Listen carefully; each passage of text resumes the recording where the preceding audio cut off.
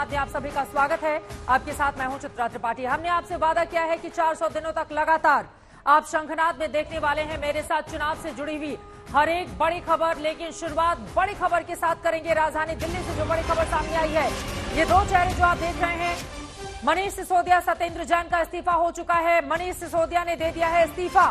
आम आदमी पार्टी के नंबर 2 मनीष सिसोदिया का इस्तीफा हो गया है। दिल्ली में अभी कोई नया मंत्री नहीं बनेगा, दूसरे मंत्री जो हैं उन्हीं को इनका प्रभार सौंपा जाएगा। ये बड़ी जानकारी सामने आ रही है। सत्येंद्र जैन 9 महीनों से जेल में हैं, उनका इस्तीफा आज हुआ है जब मनीष सिसोदिया को राहत देश के सर्वोच्च अदालत सुप्रीम कोर्ट से नहीं मिली है। आदेश में कहा गया है कि आप पहले हाई कोर्ट जाइए, उसके बाद ही सुप्रीम कोर्ट आइए। गलत परंपरा का, वरना यहां पर एक शुरुआत होगी जो ठीक नहीं होगा। मनीष सिसोदिया शराब नीति घोटाला मामले में सीबीआई की गिरफ्त में है। 4 मार्च तक की सीबीआई के पास हिरासत है उनकी। ऐसे में आज उनको राहत दिलाने के लिए आम आदमी पार्टी ने सुप्रीम कोर्ट का दरवाजा खटखटाया था, लेकिन कोई राहत उनको वहां से नहीं मिलती है। मनीष सिसोदिया, जिनसे कल 8 घंटे तक की सीबीआई की लंबी चौड़ी पूछताछ हुई थी, उसके ठीक पहले सिसोदिया की ओर से भगत सिंह का उदाहरण देते हुए सरफरोशी की तमन्ना, ये लाइनें भी दोहराई गई थी। ये कहा गया था हम किसी से नहीं डरते।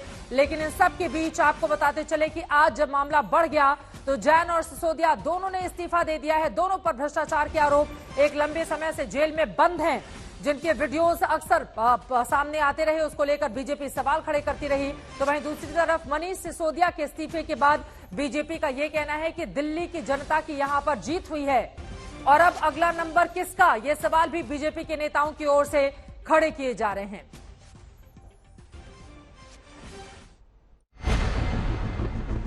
जेल जाने की शर्मिंदगी थी या खुद को ईमानदार बनाने की एक और कोशिश, मगर हुआ ये कि मनीष सिसोदिया ने अपने सारे मंत्रालय से, मंत्री पद से इस्तीफा दे दिया। मनीष सिसोदिया ने इस्तीफा दिया और अरविंद केजरीवाल ने स्वीकार भी कर लिया। आम आदमी पार्टी कह रही है कि कर नहीं तो डर नहीं। आपकी पार्टी का चरित्र क्या है, भूल गए आप वो पार्टी है मान्यवर जिसके राष्ट्रीय अध्यक्ष बंगारू लक्ष्मण जी को रक्षा सौदे में कमीशन और रिश्वत लेते हुए कैमरे पर पकड़ा गया था। जितनी हैरानी इस बात से हो रही है कि मनीष सिसोदिया ने इस्तीफा दे दिया, उससे ज्यादा हैरानी इस बात पर हो रही है कि करीब साल भर से जेल में बंद स्वास्थ्य मंत्री सत्येंद्र जैन ने भी इस्तीफा दे दिया। आप मंत्री बने ही क्यों? आम आदमी पार्टी आई ही क्यों? इसका जन्म ही क्यों हुआ? अरे आम आदमी पार्टी का जन्म हुआ है आपको बेनकाब करने के लिए। जो पूरे देश में खोखा खोखा करके आप सरकारों को गिरा रहे हैं, ये लोग भ्रष्टाचार पे बात कर रहे हैं, बताइए आप। इससे पहले बीजेपी लगातार सत्येंद्र जैन और मनीष सिसोदिया का इस्तीफा मांग रही थी। वो बार बार कह रही थी कि दोनों पर संगीन इल्जाम है, इसलिए दोनों को पदों पर रहने का कोई अधिकार नहीं है। शर्म के मारे अरविंद केजरीवाल को उन दोनों का इस्तीफा लेना पड़ा। ये भारतीय जनता पार्टी के कार्यकर्ताओं की जीत है, सच्चाई की जीत है। और मैं शराब घोटाले में लिप्त इस शराब घोटाले के सूत्रधार, 2 से 12% की दलाली के सूत्रधार अरविंद केजरीवाल को भी कहता हूं कि अब तुम्हें भी इस्तीफा देना होगा, क्योंकि ये लड़ाई अभी थमी नहीं है।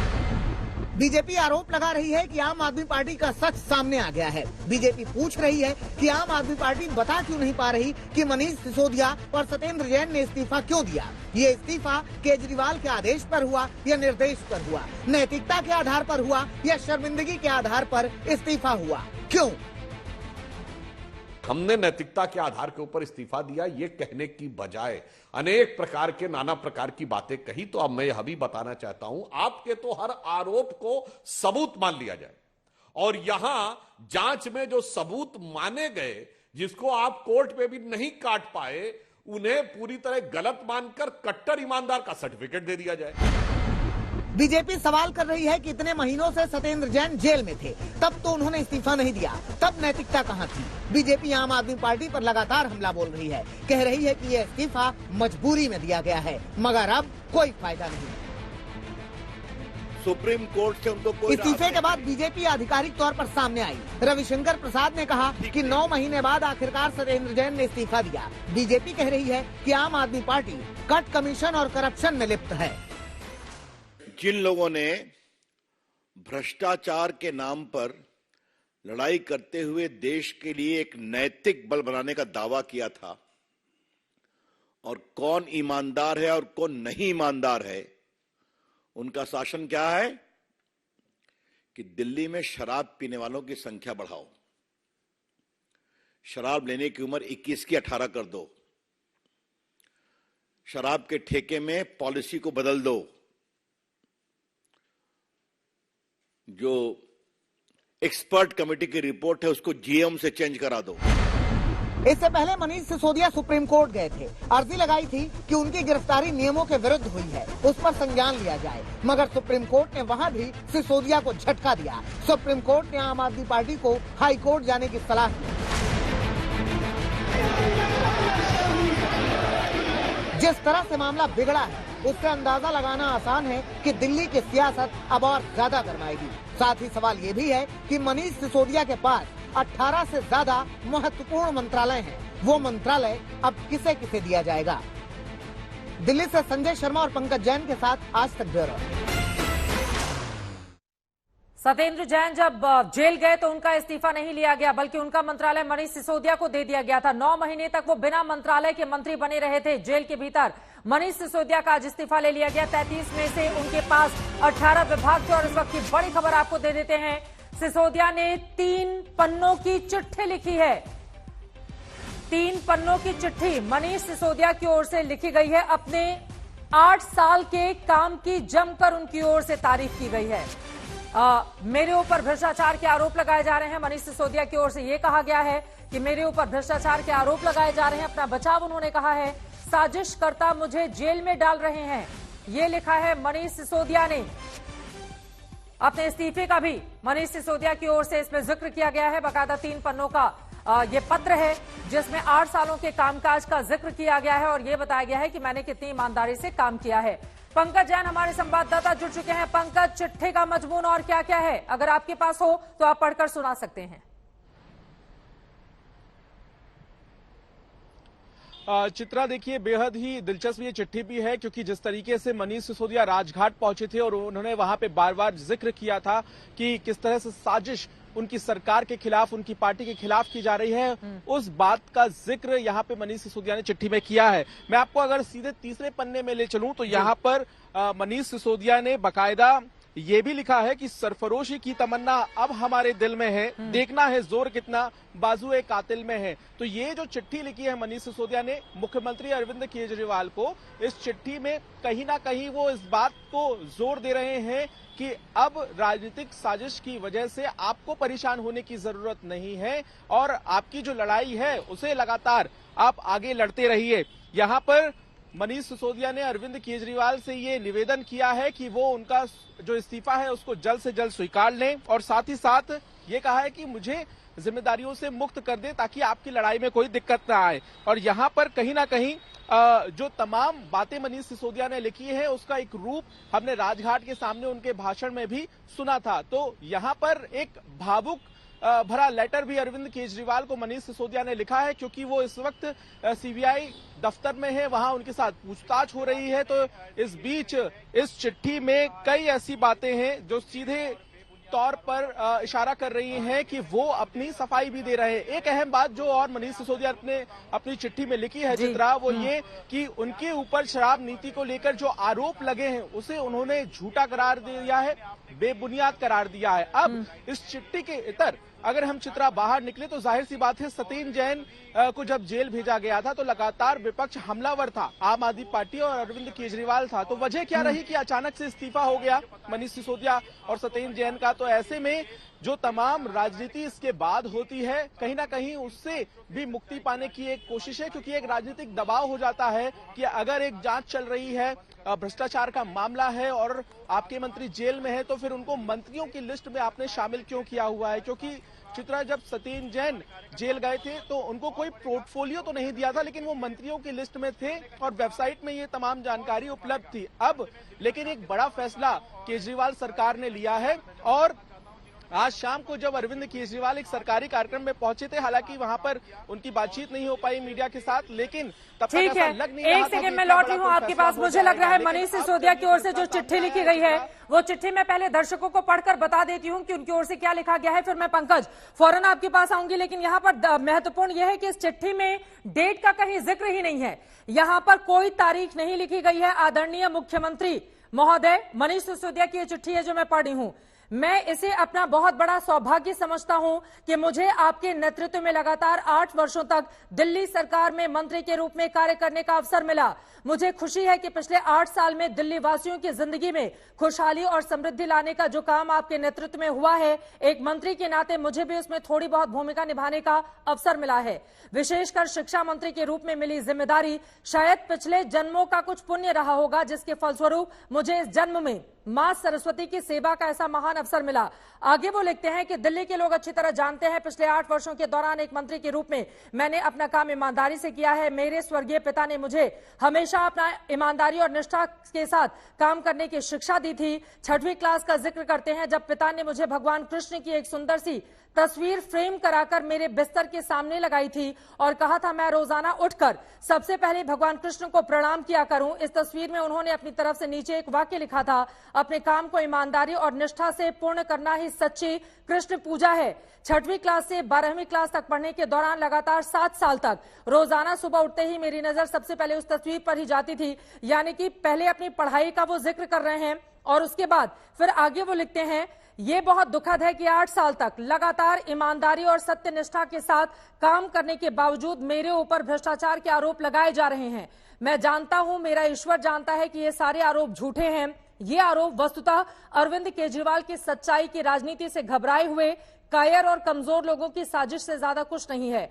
इनका निशाना मैं नहीं हूं, इनका निशाना आप हैं, क्योंकि आज दिल्ली ही नहीं देश भर की जनता आपको एक ऐसे लीडर के रूप में देख रही है जिसके पास देश के लिए एक विजन है और उस विजन को अमल में लाते हुए लोगों की जिंदगी में बड़े बदलाव लाने की योग्यता भी है।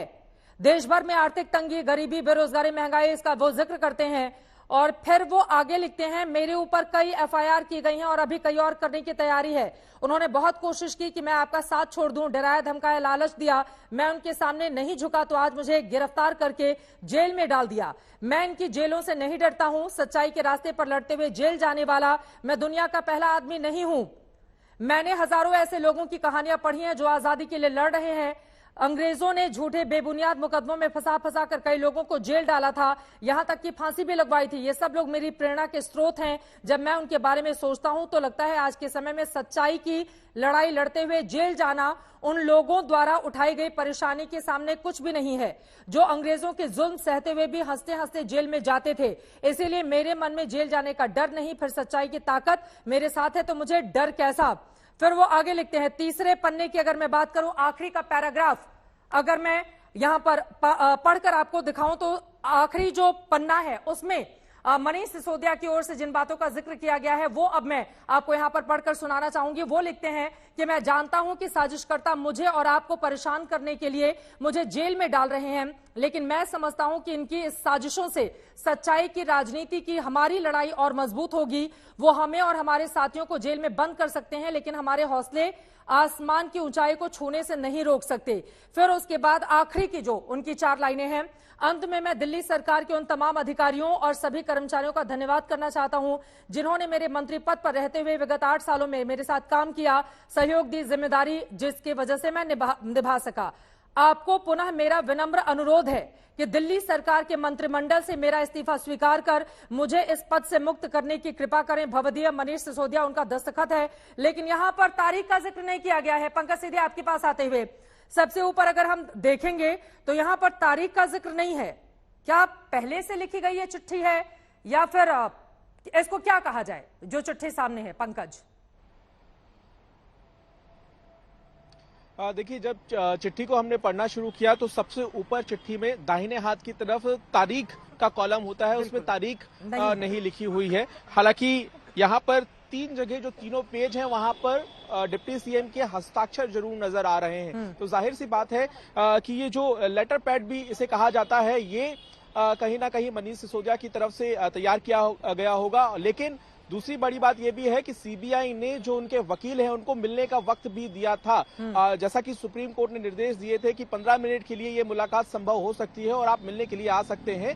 उनके जो वकील हैं विवेक जैन, उनका नाम सुप्रीम कोर्ट ने लिखा था। तो ऐसी स्थिति में हो सकता है कि उनसे मुलाकात की गई हो और ये चिट्ठी जो है उसके बाद सामने आई हो। अभी भी जो सत्येंद्र जैन की चिट्ठी है उसका सामने आना बाकी है। लेकिन जाहिर है कि जिस तरीके से भावुक होकर मनीष सिसोदिया ने ये चिट्ठी लिखी है, इसके बाद अरविंद केजरीवाल ने इस्तीफे को स्वीकार कर लिया। उन्होंने देरी बिल्कुल भी नहीं की। अमूमन ये होता है कि चिट्ठी जाती है, खबर आती है कि चिट्ठी भेजी है। अरविंद केजरीवाल समझ में नहीं आ रही है पंकज, हम सब जानते हैं इस चिट्ठी का भी मजमून अगर हम देखें तो बीजेपी विधायक दल के नेता की प्रेस कॉन्फ्रेंस हो रही है, सीधे सुनते हैं जरा।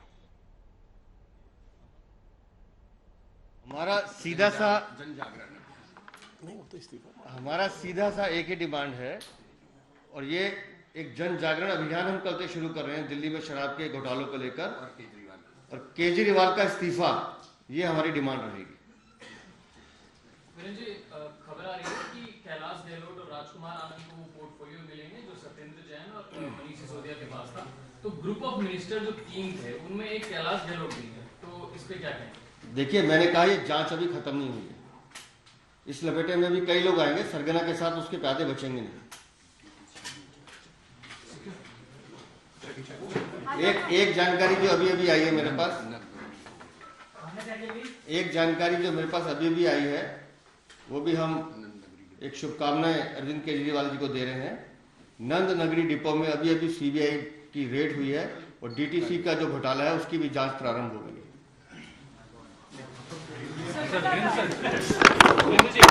बीजेपी की ये प्रेस कॉन्फ्रेंस आप सुन रहे थे। बीजेपी ने मांग लिया है मुख्यमंत्री अरविंद केजरीवाल का इस्तीफा और एक और घोटाले का जिक्र करते हुए नंद नगरी में उसकी जांच शुरू हो गई है। बीजेपी के नेता इस बारे में जिक्र करते हुए, पंकज सीधे आपके पास आते हुए, बीजेपी को बड़ा मौका मिला है, लगातार वो इसको भुनाना चाहती है। अब दिल्ली में अब लोगों के पास जाकर इस बात को प्रचार प्रसार भी वो करेगी कि कैसे अब दिल्ली वालों की जीत हुई सिसोदिया के इस्तीफे के बाद, और अब तो सीधे मुख्यमंत्री का इस्तीफा मांग रही है बीजेपी। पंकज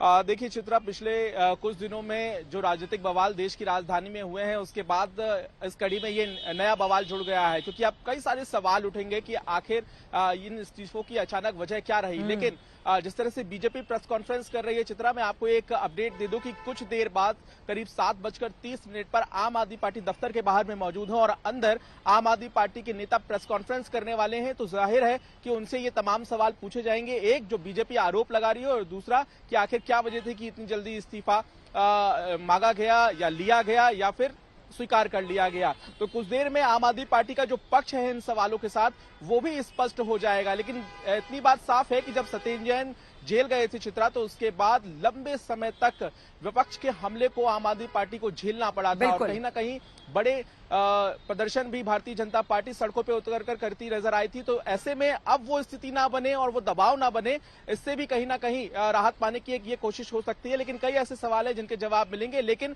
सरकार का जो कामकाज है उस पर असर भी ना पड़े, लेकिन ये भी एक बड़ी चिंता। बिल्कुल बिल्कुल, क्योंकि आगे आने वाले वक्त में वित्त मंत्रालय भी मनीष सिसोदिया के पास था, आगे आने वाले वक्त में दिल्ली का बजट पेश किया जाना है, तो ऐसे में चुनौतियां कहीं ज्यादा आम आदमी पार्टी के लिए बढ़ जाती हैं। लेकिन पंकज, एक और सवाल है, जिस सत्येंद्र जैन के जेल में जाने के बाद, क्योंकि उनके पास भी एक मंत्रालय नहीं थे, कई मंत्रालय थे, सत्येंद्र जैन जेल में जाते हैं, बीजेपी हंगामा करती है, सड़क पर विरोध करती है, लेकिन कोई असर आपके ऊपर नहीं होता और 9 महीने तक उनका इस्तीफा नहीं लिया जाता।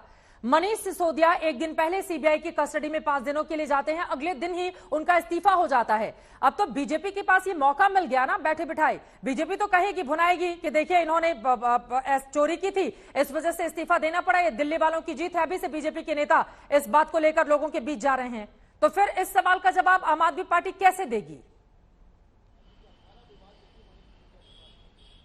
देखिए बिल्कुल, आपको याद होगा कि पिछले दिनों जब मनीष सिसोदिया को गिरफ्तार कर लिया था सीबीआई ने, तो उसी दौरान ही भारतीय जनता पार्टी ने इस्तीफा मांग लिया था। लेकिन सत्येंद्र जैन, जैसा कि आपने बताया, कई विभाग उनके पास थे। मैं आपको बता दूं कि दिल्ली में वो स्वास्थ्य मंत्री रहे थे जब डेंगू का अटैक दिल्ली में हुआ था, फिर कोरोना का वक्त आया और उसके बाद से ही लगातार मोहल्ला क्लिनिक को लेकर भी कई बार बवाल हुआ। तो वो स्वास्थ्य मंत्रालय की जिम्मेदारी के साथ साथ पीडब्ल्यूडी विभाग, यूडी विभाग, जिसमें तमाम दिल्ली के विकास को अंजाम दिया जाता है, ऐसे अहम विभाग उनके पास थे जो बाद में मनीष सिसोदिया को दिए गए। मनीष सिसोदिया के पास पहले से ही 10 से ज्यादा विभाग थे और उसके बाद उनकी संख्या 18 हो गई। तो ऐसी स्थिति में अब आम आदमी पार्टी इसे लेकर क्या जवाब देती है, इसका इंतजार भी होगा। लेकिन हाँ, ये बात साफ है कि जो राजनीतिक आरोप लगाए जाते हैं उन आरोपों से भी छुटकारा पाने की एक कोशिश जरूर यहाँ पे आम आदमी पार्टी की होगी, क्योंकि बड़ा सवाल यही होगा कि आने वाले दिनों में दिल्ली सरकार के कामकाज को सुचारू रूप से आगे बढ़ाना है। जैसा कि आप कह रही थी कि बजट आने वाला है, मार्च महीने के दूसरे या तीसरे हफ्ते में दिल्ली सरकार बजट पेश करती है। अब मनीष सिसोदिया गए हैं तो बजट को फाइनल करके गए होंगे, और जो राजस्व मंत्री फिलहाल हैं कैलाश गहलोत, जिन्हें और भी विभाग अभी बांटे जाएंगे, वो कहीं ना कहीं इस विभाग की जिम्मेदारी संभाल सकते हैं। तो देखना यह भी होगा कि क्या कैलाश गहलोत बजट पढ़ते हुए नजर आएंगे, लेकिन इसके लिए थोड़ा और आधिकारिक इंतजार करना होगा। तो सरकार के सामने कामकाज की चुनौती थी।